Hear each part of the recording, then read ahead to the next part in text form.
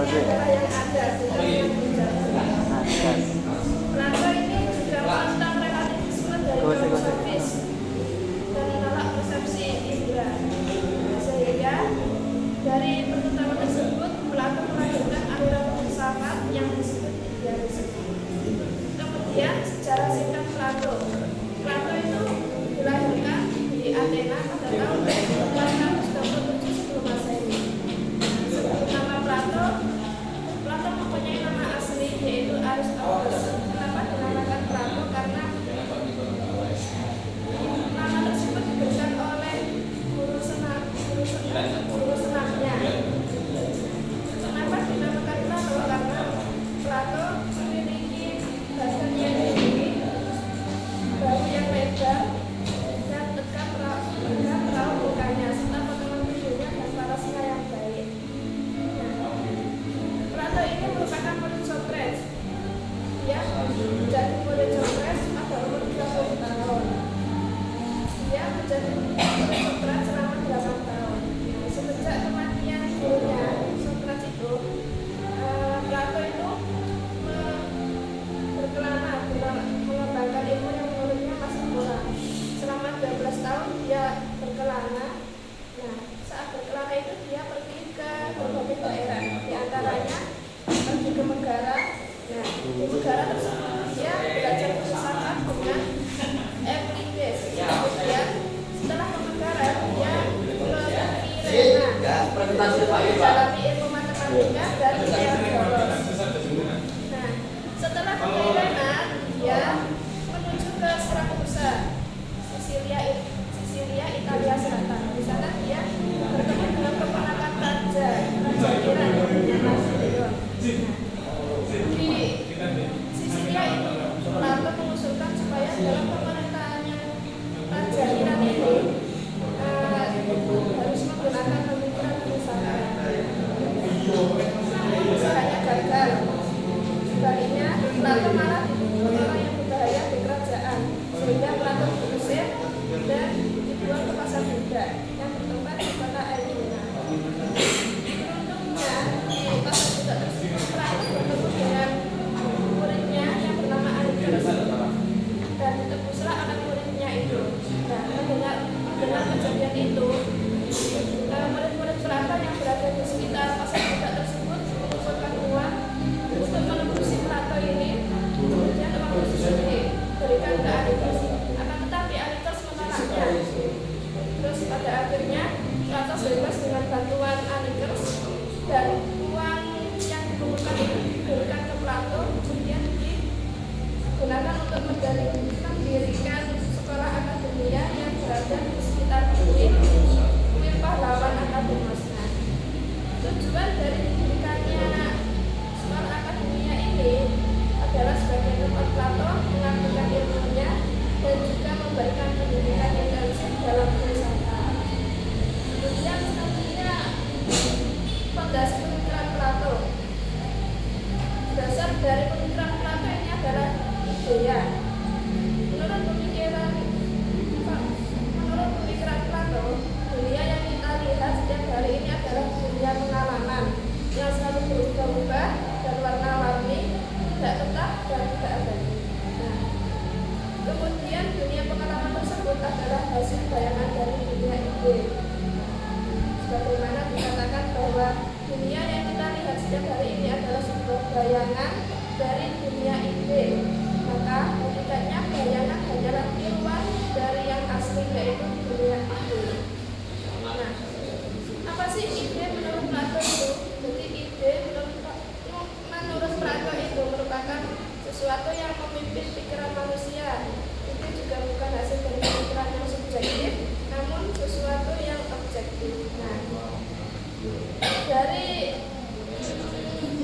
pemikiran Plato ini, Plato berhasil menjembatani pertentangan antara Herakleitos itu memiliki pemikiran yang bahwa semuanya itu tidak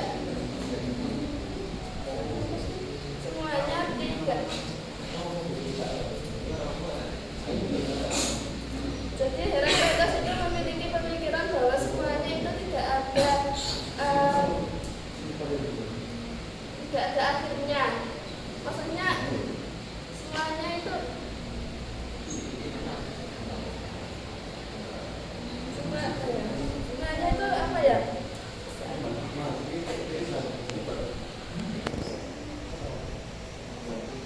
Ya tidak ada akhirnya gitu loh. Kemudian pakai BPJS.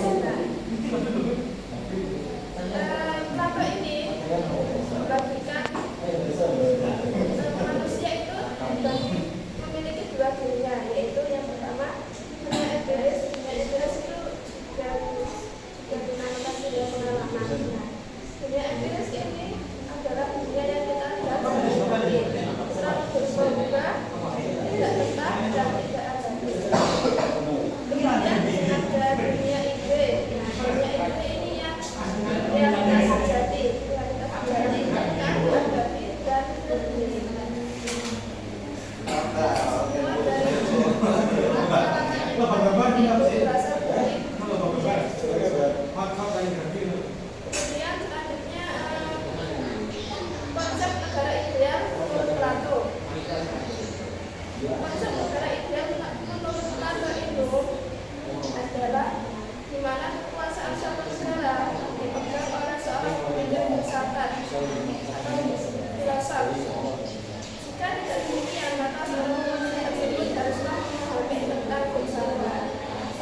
Nah, Plato itu juga merumuskan 3 bagian negara yang merupakan wujud penting negara ideal. Pertama ada para pemikir, yakni kelompok filosof. Nah, kelompok filosof inilah yang menjadi pemimpin dari sebuah negara tersebut. Kemudian yang kedua ada golongan para tentara, para prajurit. Nah, mereka itu bertanggung jawab atas keamanan negara serta berjalannya tata tertib negara, tapi juga harus searah dengan keputusan sang filosofisnya, sang pemimpinnya. Kemudian yang ketiga golongan para buruh, petani, golongan para pekerja. Mereka itu bertanggung jawab menopang kehidupan ekonomi rakyat. Selanjutnya akan dijelaskan oleh Mbak Uya. Selanjutnya yaitu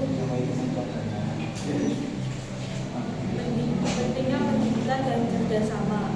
Plato percaya bahwa pendidikan sangat penting untuk membentuk manusia yang bijak dan berakhlak. Pendidikan sebagai penentu kelas. Plato mengutamakan pendidikan sebagai wujudkan negara ideal.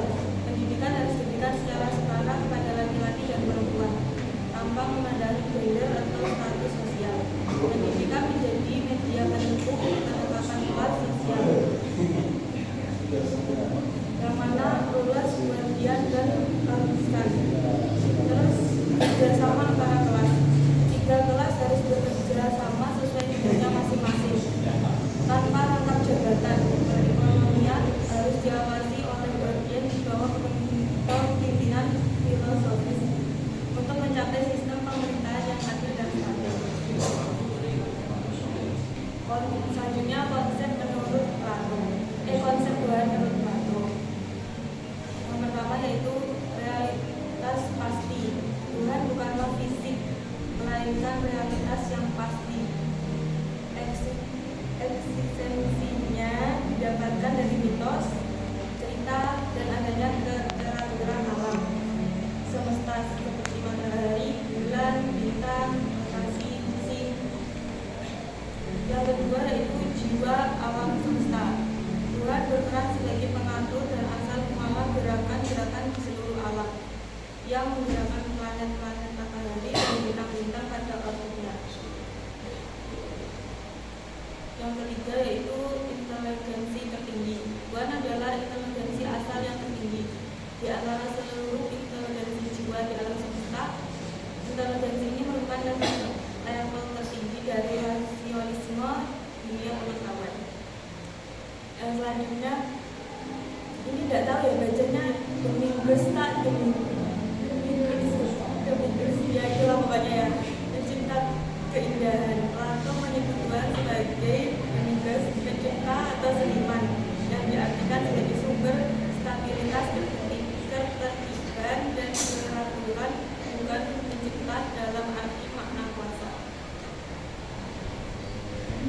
selanjutnya yaitu karya-karya Plato dalam periode Socrates dan transisi. Karya Plato sebagian besar disusun dalam bentuk dialog dipandang sebagai monumen peringatan bagi gurunya Socrates. Periode Socrates kemungkinan masih sangat dipengaruhi oleh Socrates, berfokus pada etika dan kemampuan gurunya, yaitu yang pertama apologi, yang mana pembelaan Socrates, terus Hidro yang membahas etika dan kewarganegaraan, terus yang ketiga ini ekspor ya inilah bacanya ya.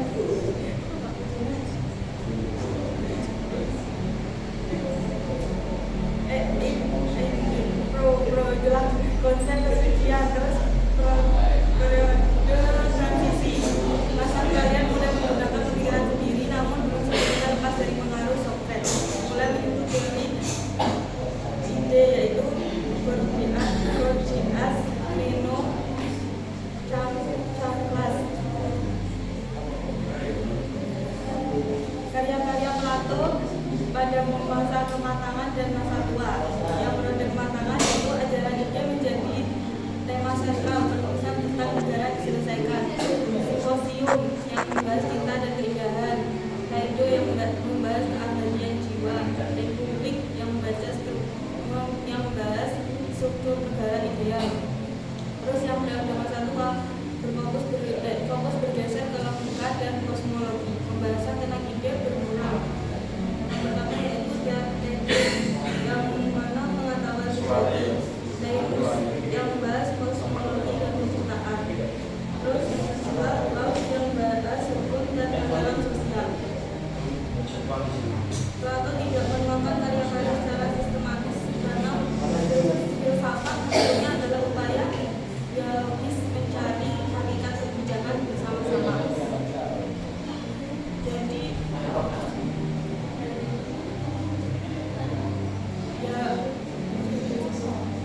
ya sekian presentasi dari kelompok kami.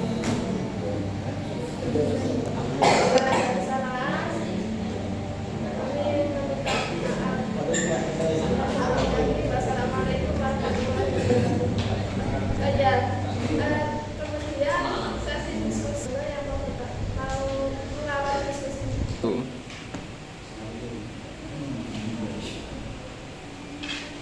Kematian Plato itu terjadi karena diracun atau diapa? Kematian Plato. Apakah dia dibuat jeroan atau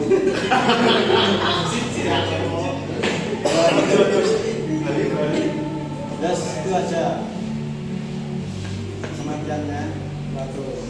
Ya, dalam sejarah itu tidak diketahui pasti kematian Plato. Namun di sumber kuno itu menyebutkan Plato meninggal saat tidur di sebuah pesta pernikahan setelah dia mendengar alunan musik seruling. Makam Plato itu ada di dekat akademi, ada di dekat sekolahnya tadi yang dijelaskan di apa? Yang ada di Athena.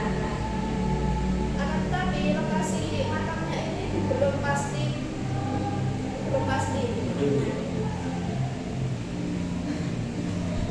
Tapi berkat penemuan papirus dari Herculaneum, lokasi makamnya itu diperkirakan berada di dalam area yang saat ini menjadi bagian dari sekolah daerah tersebut. Makamnya yang berada di sekitar sekolahnya Plato tersebut sendiri. Selanjutnya daya tentang pemikiran Plato yang mencetuskan bahwasanya dunia itu ide, itu bagaimana? dunia itu. Jelaskan lagi. Jadi kenapa dunia ini itu menjadi sebuah refleksi? Sepaham saya Pak ya. Pokoknya kok bagi Plato itu dunia sejati itu tidak bisa dilihat oleh mata. Tetapi hanya bisa dipahami dengan akal. Itu kok menurut Plato dunia